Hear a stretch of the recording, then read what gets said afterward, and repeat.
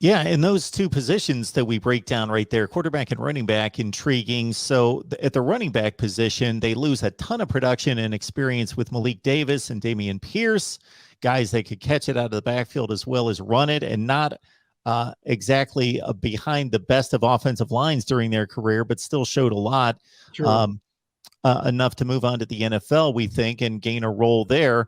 But they're being replaced by guys that at least on the evaluation sheet coming out of high school are supposed to be better. Two Yeah. 5-stars in the backfield for Florida: Lorenzo Lingard, Demarkcus Bowman, the transfer from Clemson, the transfer from Miami, given some opportunities, but unlike a lot of 5-star running backs, where that seems to be the position where a 5-star can step onto campus and pretty much the learning curve's less than what it would be at another position. Those guys typically take off. These guys have been around for a little while, and it's time for them to produce.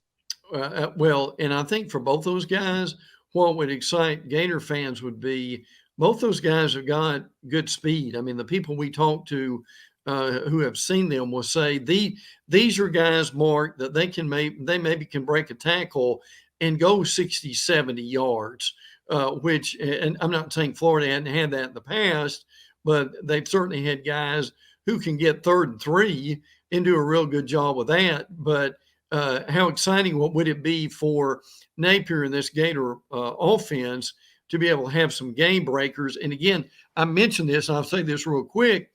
This beginning of the season, starting with Utah and Kentucky, Mark, I still say Florida's line of scrimmage, I think between now and Labor Day weekend, has got to be significantly better to face two very physical football teams.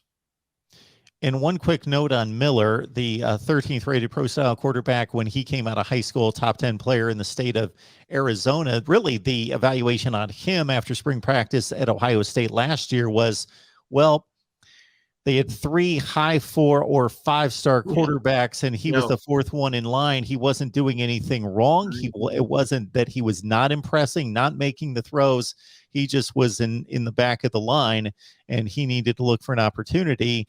And with Emory Jones stepping away, everyone's thinking, okay, Anthony Richardson by default, but maybe Jack Miller's going to have something to say, because we're hearing, as you mentioned, that he's impressing in Florida camp. I think that's an astute point, because there's nothing wrong with these guys who are behind C.J. Stroud. But Mark, let's be honest.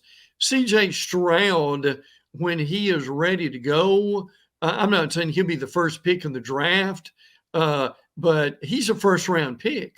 I mean, he's got unbelievable talent, and sometimes guys like that, they cast a big shadow over everyone else, and they're just no playing time. So, frankly, kudos to Miller for making the move, because he may get some playing time coming up.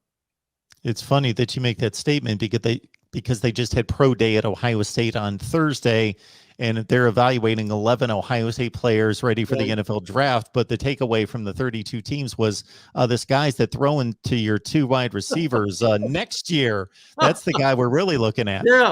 Yeah, he's pretty good, right, Mark?